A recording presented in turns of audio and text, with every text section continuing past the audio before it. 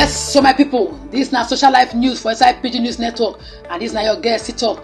Our Bonga Nigerian journalist, what they call Kemi Oluloyo, don throw stone on top the roof of our popular star, wey be Davido. On top of that, we say in 3 friends they die. Now so Kemi don make Twitter don begin the hot as she come and tell him Momo come talk say she don see video say Davido post, wey be say go package video be say in chop remain, come package and give engagement dem. She come even talk say Davido no even shame himself. He go package this kind of thing finish, come still put it for social media, make everybody they see. And so she come write say Davido, say that you kill your 3 friends. He say even self, the first COVID-19 case we say he post out for your state, he say that your driver self, and the thing happen to. Because she can't talk say Davido, he say even write something say for inside Twitter and to say he get coronavirus. So before they know Davido don't delete the matter, come put everything for that your mind. Say everybody knows say that you kill your 3 friends, wey be DJ Olu, Tagbo, and Chime. Say they are dead, no be ordinary.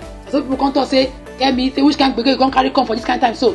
And Kemi come talk say, although Davido fans will say they be hungry fans, wey be say they waste their time to support Davido for social media. Say them pack well.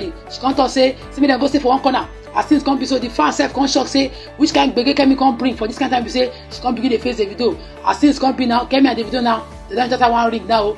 This na your guest talk, and as social life news for inside PG News Network. Now they bring to you the conference so.